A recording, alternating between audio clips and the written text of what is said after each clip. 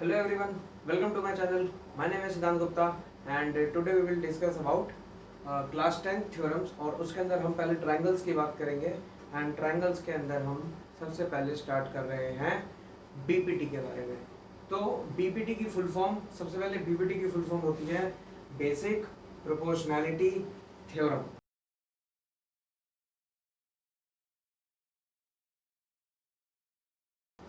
अब इसकी स्टेटमेंट क्या होती है, सबसे पहले हम इसकी स्टेटमेंट देख लेते हैं। If a line is drawn parallel to any one side of a triangle, it divides other two sides in the same ratio. अच्छा, बीपीटी का एक और नाम होता है Thales theorem. Either we can say BPT or we can say Thales theorem. Okay, now अब इसको prove करने के लिए सबसे पहले क्या किया, हमने एक फिगर ड्रॉ करी जिसके अंदर एक ट्रायंगल एबीसी अज्यूम कर लिया। एक ट्रायंगल एबीसी के अंदर मैंने एक डीई लाइन बनाई जो बीसी के पैरेलल है। क्वेश्चन में लिखा है, हमारी स्टेटमेंट में लिखा है, if a line is drawn parallel to any one side of a triangle, मतलब ट्रायंगल की किसी भी एक साइड के पैरेलल मेरे को एक लाइन ड्रॉ करनी है। तो मैंने बीसी के पैरेलल एक लाइन ड्रॉ कर दी डीई, जो ए बी साइड को डी पे टच कर रही है और ए सी साइड को ई पे टच कर रही है। ठीक है, तो जब वो डी पे टच कर रही है तो उससे ए बी के दो पार्ट हुए, A D and B D, A D and D B या बी डी, और ए सी के भी दो पार्ट हुए ई की वजह से ए ई और ई सी। तो करना क्या है, मेरे को ये प्रूफ करना है कि A D upon B D equal to A E upon E C. मतलब ये वाली लाइन ने जो हमारे बाकी दोनों साइड्स का पार्टीशन किया है, हमें उन पार्टीशन को इक्वल प्रूफ करना है। सबसे पहले गिवन लिख लेते हैं। गिवन है हमारे पास ट्रायंगल एबीसी जिसके अंदर DE is parallel to BC. जो डीई है वो बीसी के पैरेलल है। अब प्रूफ, मेरे को प्रूफ करना है, टू प्रूफ कि AD upon DB equals to AE upon EC, ये प्रूव करना है। अब प्रूव करने के लिए मेरे को इसमें करनी पड़ेगी कंस्ट्रक्शन। कंस्ट्रक्शन मैंने समझाई थी, कंस्ट्रक्शन हम तभी करते हैं जब हमें नॉर्मली क्वेश्चन को सॉल्व करने के लिए हेल्प लेनी होती है। नॉर्मली वो सॉल्व नहीं हो पा रहा होता तो कंस्ट्रक्शन की हेल्प से हम उसको सॉल्व या प्रूव करेंगे। तो कंस्ट्रक्शन में क्या किया, देखो ब्लू मार्कर से मैंने लाइंस ड्रॉ करी है। मैंने बनाया dx perpendicular on AC, draw dx perpendicular to AC and EY perpendicular on AB, EY perpendicular on AB।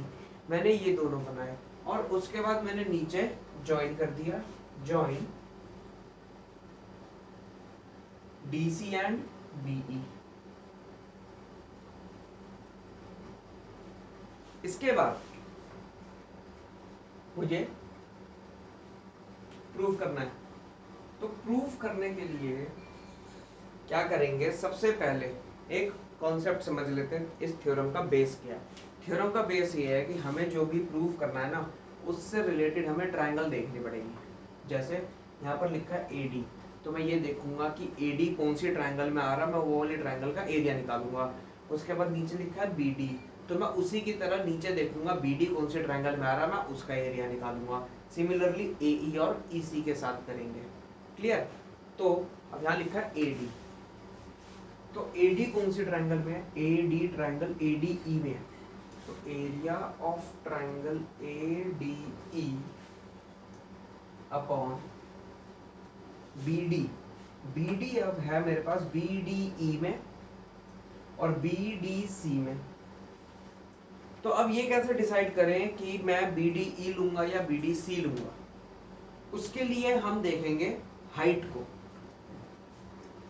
यहां मेरे पास जो ADE है उसके अंदर बेस में AD मानूंगा क्योंकि मेरे को AD चाहिए। और मानूंगा क्यों, रीजन ये कि बेस के साथ हाइट जुड़ी होती है। बेस वही होता है जहां पे हाइट टच हो रही है और हाइट होती है हमारा परपेंडिकुलर। तो EY मेरा परपेंडिकुलर है जो मैंने यहाँ ड्रॉ किया कंस्ट्रक्शन लेके। अब इसके अंदर मेरे पास ई वाई परपेंडिकुलर है जो कहाँ खत्म हो रहा है, एडी पे, तो एडी मेरा बेस हो गया और ई वाई मेरी हाइट हो गई ट्राइंगल एडी ई में। अब सिमिलरली मैं यहाँ पर देखूंगा तो मैं बी डी ई को कंसिडर करूंगा। रीजन ये, बी डी सी में कोई मेरे पास ना बेस है ना हाइट है। बेस तो है बी डी, अगर मैं मान लूं, क्योंकि मेरे को यहाँ चाहिए, लेकिन बी डी सी में मेरे पास कोई हाइट नहीं है।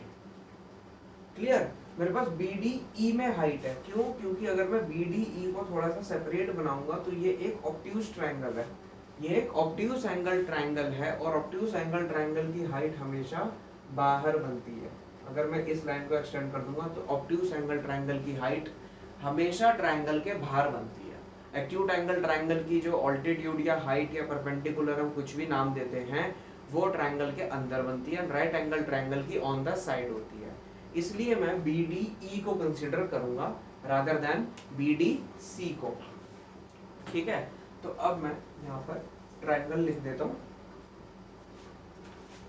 बी डी ई। अब यहाँ पे आ जाएगा हाफ इनटू, अब मैंने इसका बेस डिस्कस कर लिया था ऑलरेडी, इसका बेस है ए डी एंड इसकी हाइट है ई वाई, और नीचे वाले का भी हाफ इनटू इसका बेस है बी डी और इसकी भी हाइट है ई वाई। हाइट और बेस सेम है, सॉरी हाइट सेम है, बस ये हाफ से हाफ कट गया, मेरे पास आ गया A D upon B D, और यहाँ पर आ गया मेरे पास क्या, area of triangle A D E upon area of triangle B D E. ये मैंने लिखा फर्स्ट। अब यहाँ तक करने के बाद अब मैं एक और ट्राइंगल कंसीडर करूंगा, दूसरी वाली, एरिया ऑफ ट्राइंगल। अब ए ई मेरे पास कौन से ट्राइंगल में, ए ई डी में, तो यहाँ लिख देता हूँ ए ई डी अपॉन ई सी। अब यहाँ पर भी वही केस है, ई सी डी ई सी में है और हमारा ई सी बी में है, तो मैं कंसिडर कौन सा करूंगा, डी ई सी, क्योंकि हाइट मेरे पास डी ई सी के पास है।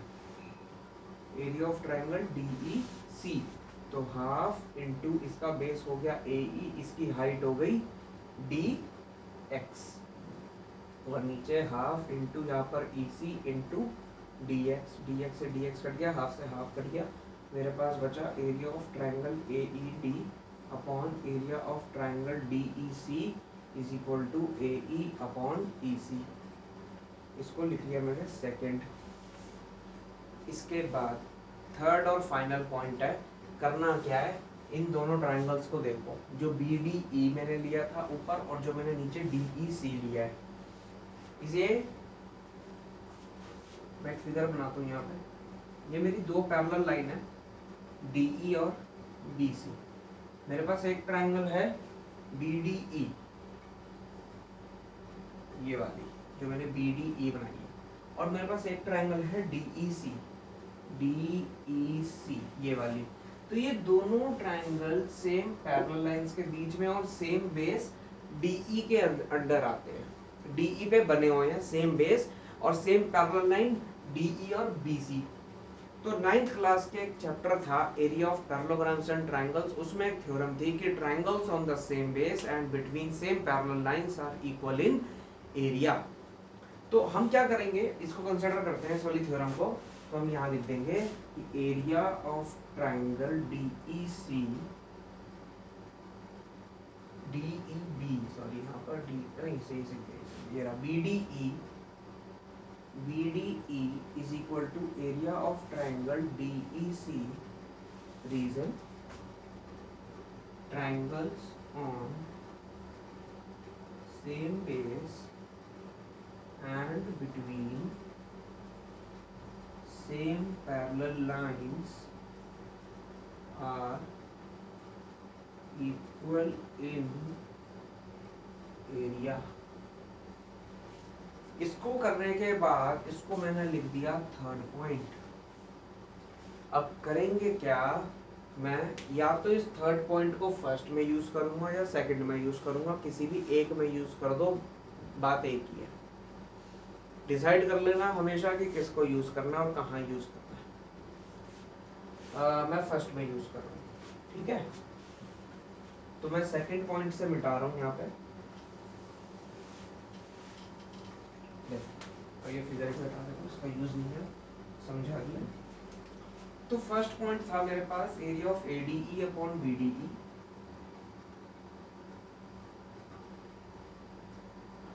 Equals to AD upon BD, ये था मेरे पास। अब इसके अंदर मैंने क्या करूंगा, ये जो BDE है ना, इसकी जगह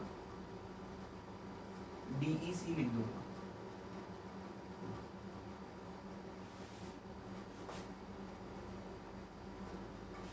ठीक है, अब मैंने जब इसको चेंज कर दिया और मेरे पास एक सेकंड पॉइंट में यहाँ लिख देता हूँ छोटा सा। मेरे पास जो सेकंड पॉइंट था वो था area of AED upon area of triangle DEC equal to AE upon EC, ये था मेरे पास सेकंड पॉइंट जो मैंने इरेज किया है। अब इसको और इसको देखो ध्यान से, ये AED लिखा है, ये ADE लिखा है, बात एक ही है, एक ही ट्रायंगल है ना, चाहे AED पढ़ो चाहे ADE पढ़ो, बात एक ही है। तो ये दोनों सेम होगा न्यूमरेटर, डिनोमिनेटर क्या है DEC, DEC मतलब ये पूरा इसके इक्वल और इसकी वैल्यू क्या है AE अपॉन EC, तो इसकी जगह लिख दूंगा AE अपॉन EC और ये किसके इक्वल था AD अपॉन BD के। यही मेरे को प्रूव करना था, ये मेरे को प्रूव करना था यहाँ। क्लियर? तो हमने क्या पढ़ा इसके अंदर कि अगर किसी भी ट्रायंगल की एक साइड के पैरेलल हम कोई भी लाइन ड्रॉ कर देते हैं तो वो बाकी दोनों साइड्स को सेम रेशियो में डिवाइड कर देती है, जैसे यहाँ पे हमने प्रूफ किया है। तो ये हमारी एक बीपीटी थ्योरम है, या फिर इसको हम कह सकते हैं थेल्स थ्योरम। इस थ्योरम से रिलेटेड या फिर किसी और टॉपिक से रिलेटेड कोई भी क्वेरी आप कमेंट सेक्शन में लिख सकते हैं, मैं उस पर जल्दी से जल्दी वीडियो बनाने की ट्राई करूंगा या आपको कमेंट सेक्शन में ही सॉल्व करके बता दूंगा। Clear? Thank you very much.